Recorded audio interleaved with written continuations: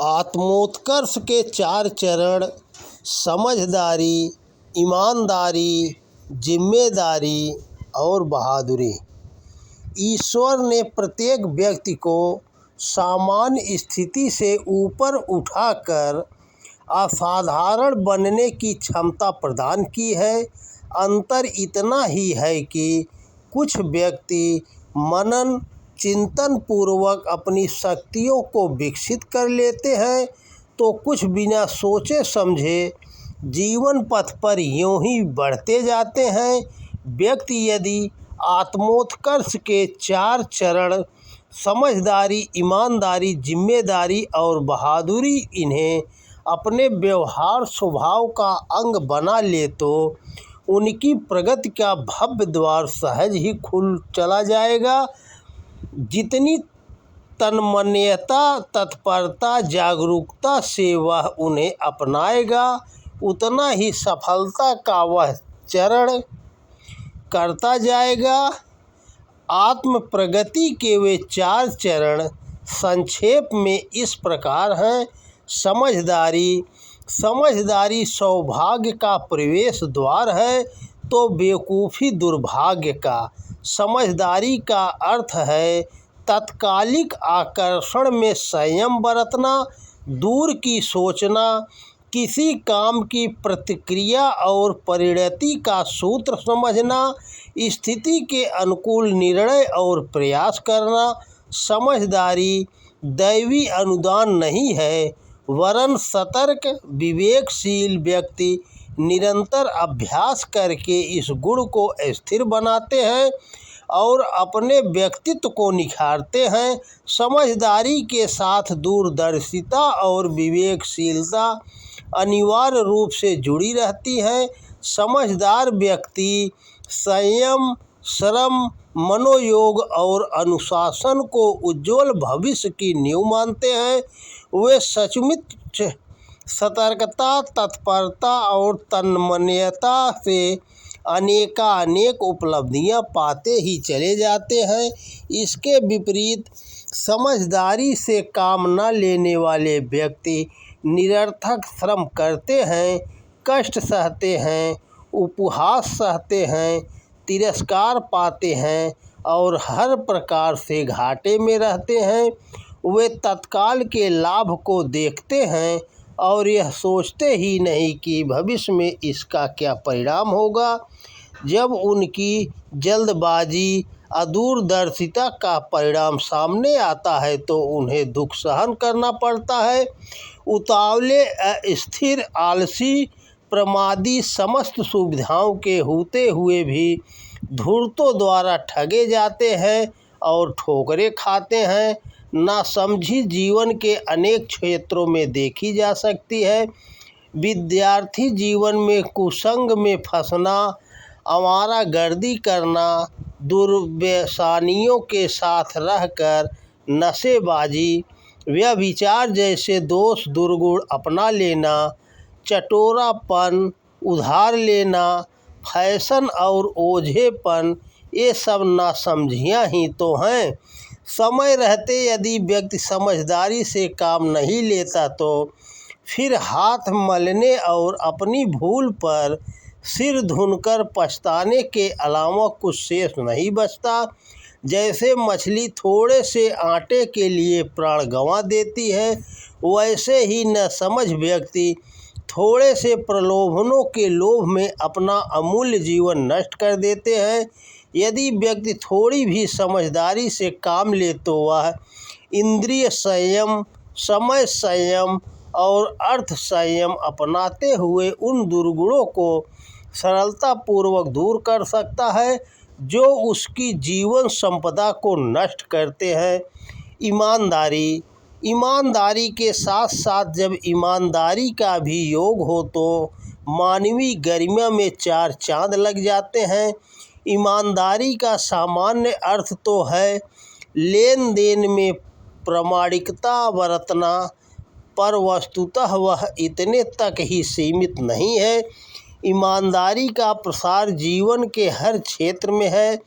व्यक्तिगत ईमानदारी है कि हम अपनी आत्मा के दरबार में झूठे बेईमान सिद्ध न हो, हमारा अंतस ब्रह्म एक सा हो। छल कपट काम क्रोध मोह मत्सर से हम अपने मन को दुर्गुणी न बनाएं। शरीर को स्वस्थ और मन को पवित्र बनाएं। दिनचर्या आहार विहार नियमित व्यवस्थित व संतुलित रखें। परिवार समाज के प्रति अपने दायित्वों को पूरा करें। उधार लेना, फजूल खर्ची और फैशन परस्ती से बचें। जो ठाट बाट विलासिता में आवश्यकता से अधिक धन खर्च करते हैं वे ईमानदार नहीं रह सकते। फजूल खर्ची के लिए ऊपरी आमदनी की ज़रूरत होती है। इस दिशा में जो बढ़ा वह कर्ज लेने, ठगी, जालसाजी कुछ भी करने से नहीं झिझकता। जिस कमाई से समुचित श्रम नहीं लगा वह भी बेईमानी की कमाई कही जाएगी। जुआ, सट्टा, लॉटरी भी चोरी उठाईगिरी की भांति ही अनुचित है। जिस कमाई में मेहनत नहीं लगी वह जिसके पास आएगी उसे भी दुर्व्यसनों में ढकेलेगी। अर्थ के उपार्जन में विशेष सावधानी बरतनी चाहिए। ईमानदारी से कमाया गया धन ही हमारा कल्याण करता है। व्यापारी का कर्तव्य है कि वस्तुओं में मिलावट न करें, जो सामान कहें वही दें, किसी की जेब न काटें, नाप तौल में बेईमानी न करें, उधार समय पर चुकाएं, रिश्वत न दें और न लें, चोर बाजारी न करें। ये सभी बातें सामान्यतः व्यापारिक ईमानदारी में आती है और अपनाने वाले को प्रामाणिक बनाती है। व्यापारी इनसे अपनी साख बढ़ाकर लाभ और विश्वास प्राप्त करता है। ईमानदारी के सहारे ही व्यक्ति प्रामाणिक और विश्वास पात्र बनता है। वह जन जन का स्नेह, सहयोग और सम्मान पाता है। बेईमान व्यक्ति भी ईमानदार नौकर रखना चाहता है। इसी से स्पष्ट हो जाता है कि ईमानदारी की शक्ति सामर्थ्य कितनी बढ़ी चढ़ी है। यही वह सद्गुण है जिससे व्यक्ति का गौरव अंतः तक अक्षुण्ण रहता है और वह सदा आदर के साथ याद किया जाता है। जिम्मेदारी, शरीर रक्षा, परिवार व्यवस्था, सामाजिकता का पालन जैसी जिम्मेदारियों को निभाना प्रत्येक मनुष्य के लिए अनिवार्य है। जिम्मेदारी निभाने पर ही मनुष्य का विश्वास बनता है। विश्वास बनने पर ही लोग उसे सिर माथे से लगाते हैं। ईश्वर ने मनुष्य को अनेक जिम्मेदारियां सौंपी है। समाज ने भी उसे मर्यादाओं की श्रृंखलाओं में बांधा है। इनकी जो अवहेलना करता है वह उदंड अविवेकी माना जाता है। मनुष्य की पहली जिम्मेदारी स्वयं अपने प्रति है। वह अपने मस्तिष्क को सुविचारों से निर्मल बनाए। सुविचार चोर की भांति हानिकारक है। काम, क्रोध, आवेग, लिप्सा, तृष्णा, लोभ, मोह, अहंकार, भय, द्वेष, चिंता, आशंका आदि के विचार आग की भांति व्यक्ति को जलाते हैं। ये उसकी प्रतिभा, मानसिक संतुलन और सभी विशेषताओं को नष्ट कर देते हैं। अतएव प्रति व्यक्ति की जिम्मेदारी है कि वह दुर्भावनाओं से अपने मस्तिष्क को अलग रखे, उसे आवेगग्रस्त न होने दें। खान पान, दिनचर्या को व्यवस्थित रखकर शरीर को स्वस्थ रखने की भी हमारी जिम्मेदारी है। शरीर ईश्वर का दिया अमूल्य उपहार है।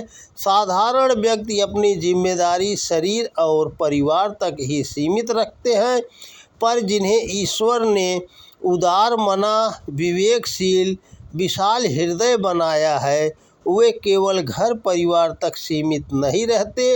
वे धर्म, समाज, देश, संस्कृति के प्रति अपने कर्तव्यों को अंतिम समय तक पूरा करते हैं। वे अपने परिवेश को सभ्य, शिष्ट बनाते हैं। ऐसी ही लोगों से समाज सुसंस्कृत और यशस्वी बनता है। बहादुरी, मनुष्य को बहादुरी से अपना कर्तव्य करना चाहिए। मार्ग की कठिनाइयों और असफलता की आशंका से उसे कायरों की भांति कार अधूरा छोड़कर नहीं बैठना चाहिए। विधाता ने मनुष्य को इतना कमज़ोर नहीं बनाया कि वह दीनहीन जीवन बिताए। मार्ग उन्हीं का रुका रहता है जो स्वयं पर भरोसा नहीं करते। कितने ही व्यक्ति सामर्थ्य हुए भी, अच्छे साधनों से युक्त होते हुए भी आत्महीनता की ग्रंथि से ग्रसित रहते हैं। स्वयं को दीनहीन और नया गुजरा समझते हैं। ऐसे अभागे हैं जिन्होंने दैन्य दरिद्र को स्वयं ही निमंत्रण देकर बुलाया है। दूसरी ओर ऐसे भी व्यक्ति होते हैं जो अल्प साधनों के होते हुए भी अपनी लगन, मेहनत, साहस से ऐसे काम कर दिखाते हैं कि लोग दांतों तले अंगुली दबा लेते हैं। साहस और प्रचंड पुरुषार्थ से रास्ते की बाधाएं स्वयं हट जाती हैं। संघर्ष के लिए साहस अपनाना जरूरी है। हर कोई कायरों को दबोचता है, बहादुरों को नहीं। बहादुरी ही एकमात्र ऐसा गुण है जिसकी सहायता से कठिनाइयों पर विजय पाई जा सकती है, दुर्गम पथ पर बढ़ा जा सकता है और लक्ष्य को पाया जा सकता है। तो दोस्तों नमस्कार। वीडियो पसंद आए तो ज़्यादा से ज़्यादा शेयर करें। जय हिंद, जय भारत।